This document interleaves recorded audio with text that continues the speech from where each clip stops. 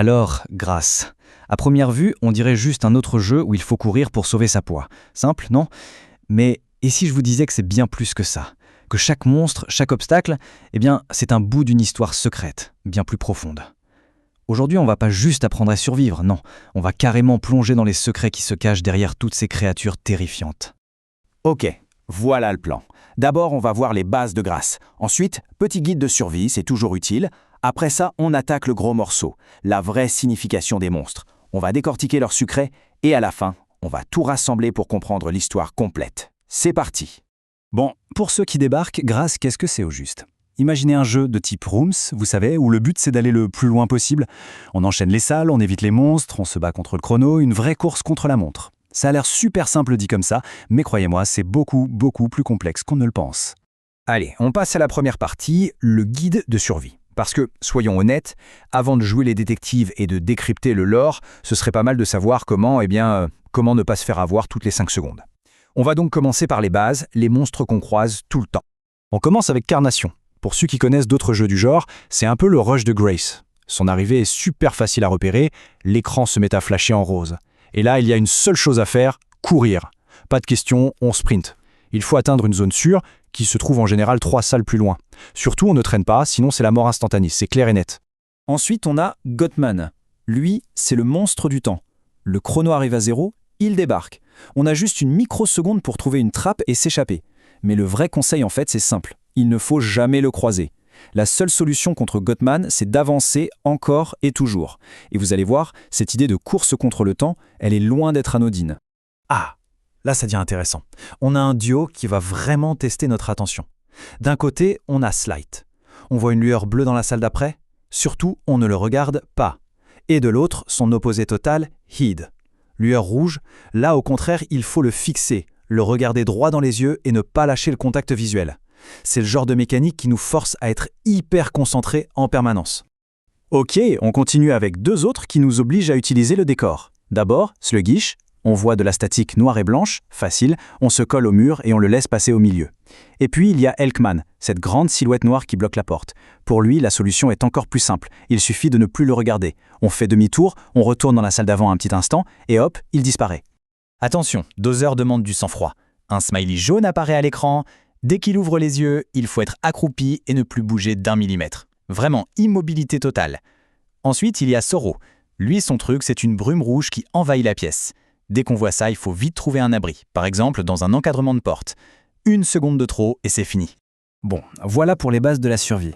Mais Grace, ce n'est pas que ça. C'est avec les modificateurs que le jeu prend une toute autre dimension. Ça devient plus personnel. On n'affronte plus juste des monstres, mais des menaces qui semblent directement connectées à notre personnage.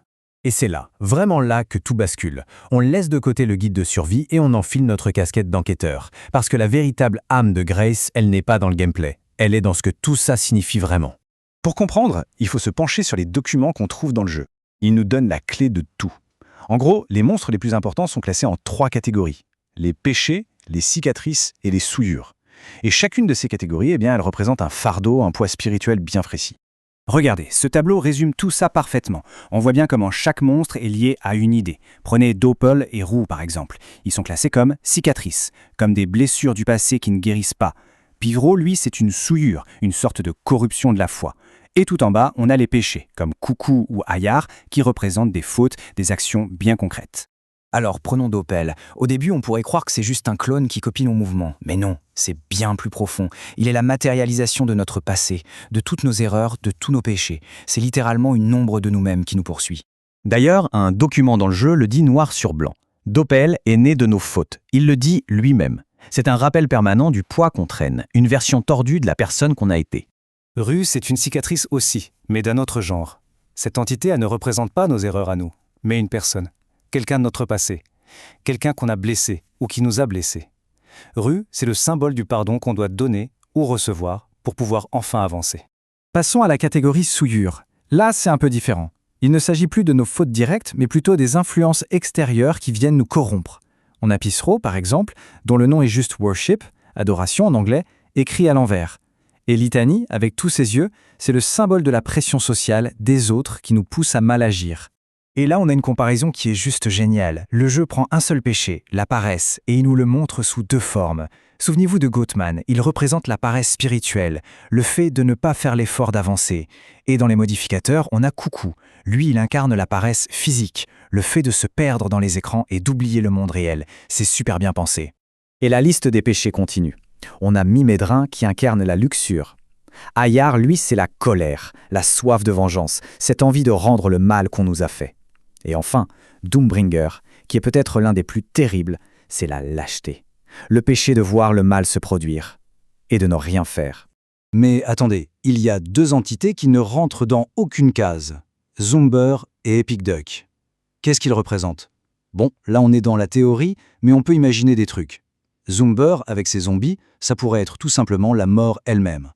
Et Epic Duck, avec son mot-clé « trauma », eh bien ça pourrait symboliser un traumatisme d'enfance. Ok, on a toutes les pièces du puzzle. Des monstres qui sont des péchés, des cicatrices, des courses contre la montre. Mais alors, qu'est-ce que ça raconte tout ça au final? C'est le moment d'assembler tous ces morceaux pour voir la grande image, l'histoire complète de Grace. En fait, l'histoire de Grace, c'est celle d'un chemin vers la rédemption. Tout débute à Zenan, un endroit où notre personnage commet un péché. La conséquence, il est banni, jeté dans Grace. Et Grace, c'est une sorte de purgatoire, un lieu où il est forcé d'affronter encore et encore ses erreurs passées. Chaque partie, c'est une confession. Et le but ultime, c'est de tenir bon, de tout surmonter pour, à la fin, trouver le salut. Vous comprenez? Grace, ce n'est pas juste un jeu d'horreur fait pour sursauter. C'est bien plus intelligent. Il utilise tous les codes du genre pour raconter une histoire de repentance. Chaque échec, chaque monstre, c'est juste une nouvelle étape sur ce chemin, long et difficile, vers le pardon. Et juste un petit détail avant de finir, un truc qui m'a frappé, le chiffre 3. Il est partout. Litanie a 3 yeux. Il y a 3 catégories de monstres, péchés, cicatrices, souillures. Ce n'est sûrement pas une coïncidence. Ça pointe vers un symbolisme religieux encore plus fort, peut-être même un lien avec la Trinité. Alors on va finir sur cette pensée. Le jeu nous dit que les entités de Grace naissent de nos erreurs, de notre soif de vengeance, de nos regrets. Ce qui nous amène à une question très très personnelle. Si un monstre devait être fait juste pour nous, à quoi ressemblerait-il ?